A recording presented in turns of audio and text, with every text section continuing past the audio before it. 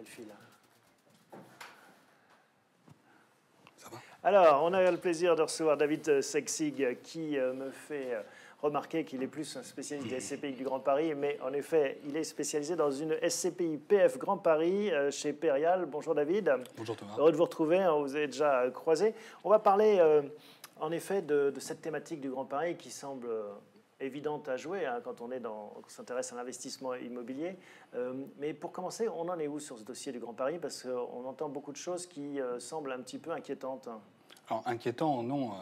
Je crois qu'il ne faut pas être inquiet. Il faut plutôt être content. C'est une dynamique extrêmement importante et c'est une opportunité pour les épargnants qui décident d'investir dans la pierre, et en l'occurrence dans la pierre papier. On parle d'un chantier de 35 milliards d'euros à échéance 2030. On parle d'un chantier, effectivement, qui va créer 200 km de lignes de transport supplémentaires, 4 lignes nouvelles de métro, 68 nouvelles gares. Le Premier ministre disait qu'on allait excaver l'équivalent de 8 pyramides de Gizeh. Donc, parce qu'on va creuser à 40 mètres, alors que le métro parisien, on avait creusé à 10 mètres. Donc, effectivement, c'est extraordinaire pour Paris, c'est extraordinaire pour le Grand Paris, et c'est surtout une opportunité d'investir au travers de la pierre papier et au travers des SCPI. Alors, deux questions. Est-ce que ce chantier a beaucoup de retard ou pas? Parce que c'est ça, les inquiétudes dont on parle, c'est qu'il y a des tronçons de lignes qui n'iront peut-être pas jusqu'au bout, certains qui pourraient être modifiés, abandonnés. Le périmètre bouge encore? Alors, le périmètre bouge, mais j'ai envie de dire que ça n'a pas d'importance. En fait, ce qui est important, c'est la décision politique de faire quelque chose, de développer. Je rappelle que l'Île-de-France est quand même le marché le plus profond d'Europe, 55 millions de mètres carrés. On va rajouter 6 millions de mètres carrés supplémentaires dans un marché où le taux de vacances est extrêmement faible. Je pense qu'à chaque fois qu'on rencontre quelqu'un, on nous explique que Paris, il y a des bureaux vides partout, etc. Mais en fait, il y a 6% de taux de vacances en Île-de-France et 3% dans Paris intramuros. Donc déjà, c'est pas important. Mais le temps, pour revenir sur votre question initiale, le temps en immobilier n'est pas le même temps que dans le monde des actions, forcément.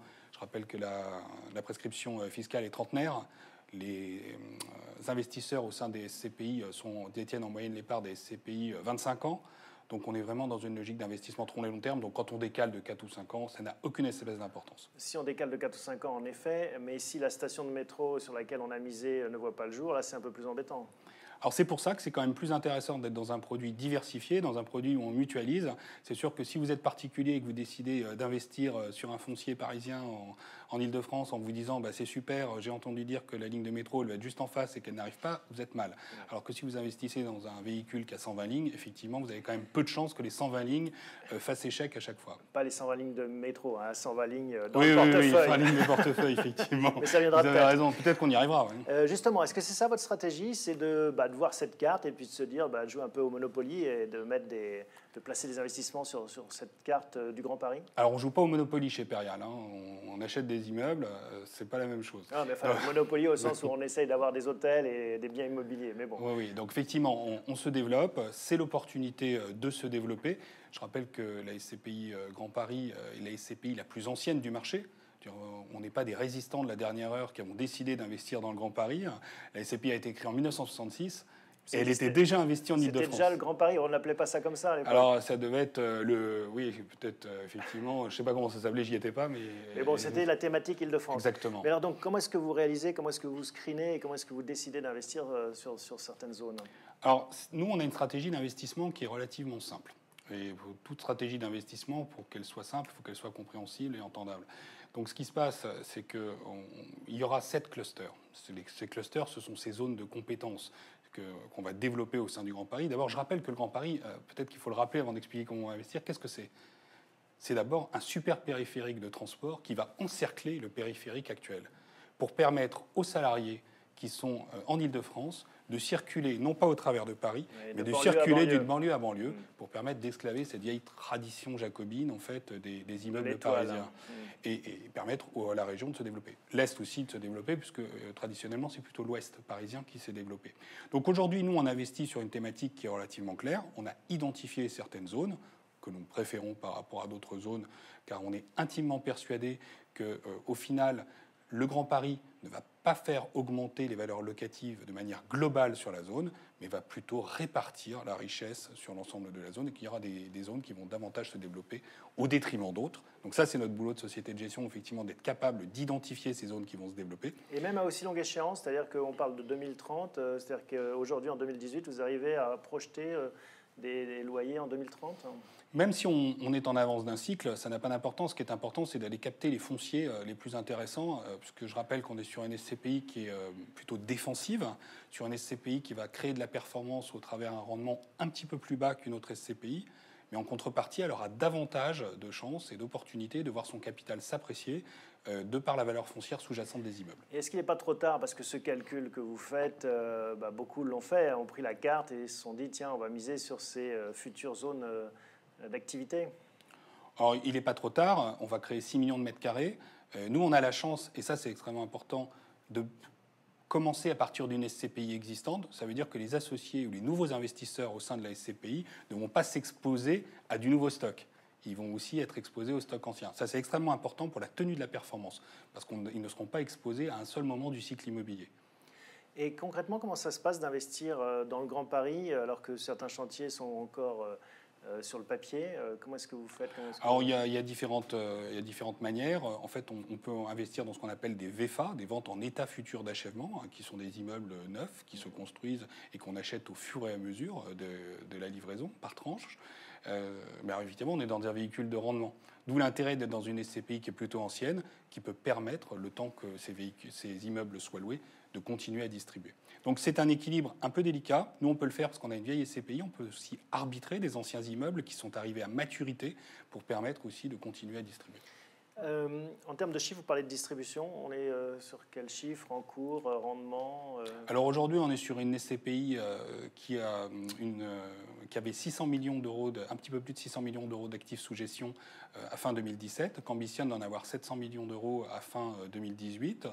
On est sur un rendement facial de 4,27% pour un nouvel investisseur et on a eu une augmentation du prix de la part le mois dernier de l'ordre de 5%. Preuve que finalement, investir dans du foncier parisien, ce n'est pas une mauvaise chose. Alors vous avez eu la chance dans votre carrière de gérer à la fois des SCPI et des OPCI. Est-ce que votre cœur balance entre les deux ou est-ce que vous avez une préférence? Alors, même si on n'a pas d'OPCI grand public, ce que je rappelle qu'il y a les OPCI grand public et les OPPCI, on n'a pas d'OPCI grand public chez Perial, ce sont des offres complémentaires. Cependant, nous, notre scénario chez Perial, c'est effectivement d'avoir une remontée douce des taux d'intérêt, qui va s'accompagner d'une reprise de l'économie et donc d'une prise à bail extrêmement importante de la part des entreprises et d'une hausse des loyers sur les meilleurs immeubles. Pour mémoire, en Ile-de-France, on a eu les meilleurs chiffres depuis 10 ans en matière de prise à bail. 2 600 000 m² en 2017. On n'a jamais vu ça depuis 10 ans. En termes de volume, donc. En termes de volume. Ça veut dire que les entreprises ont besoin, en prévision des carnets de commandes, de prendre davantage de surface à bail. Et donc, ça, c'est des signes extrêmement importants pour la profession qui sont précurseurs de hausse de loyer. Et quand on parle de hausse de loyer, je préfère effectivement être dans un véhicule de type SCPI, qui est un véhicule de distribution, qu'un véhicule de type OPCI, qui est davantage un véhicule de capitalisation, qui sera peut-être plus sensible à une remontée des taux. Une question, j'imagine, qu'on vous pose souvent, c'est les conséquences de l'IFI sur ces stratégies de SCPI. Est-ce que ça, vous sentez aussi ce changement Alors, les conséquences, l'IFI n'aura pas de conséquences sur les stratégies d'investissement. On n'investit pas parce qu'il y a un environnement fiscal différent pour les particuliers.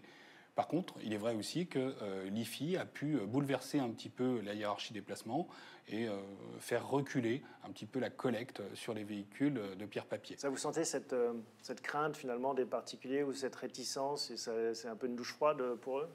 Alors effectivement, pour les plus fortunés qui y sont sensibles, c'est effectivement un sujet. Ils sont soumis à une pression fiscale importante et on nous leur a expliqué que l'immobilier n'était pas une classe d'actifs productive et donc finalement ils se retrouvent taxés quand ils investissent dans l'immobilier. C'est un peu dommage. Cependant, j'ai envie de leur opposer qu'aujourd'hui on n'a pas de classe d'actifs, en tout cas on n'a pas de produit qui offre un tel rendement avec une prime de risque aussi élevée. Une dernière question, on a parlé du Grand Paris, il y a les Jeux Olympiques 2024 aussi qui se profilent. Est-ce que ça accélère certaines zones, ça dynamise certains secteurs? Alors, ça va les dynamiser à terme. On ambitionne effectivement d'avoir 60 milliards d'euros de recettes supplémentaires grâce au Grand Paris à partir de 2030. Cependant, il est clair aussi que le Grand Paris ne sera pas prêt pour les Jeux Olympiques. Il ne faut pas se mentir. Donc c'est pour ça que je dis que ce sont des investissements extrêmement long terme et sur lesquels nous nous plaçons dès aujourd'hui.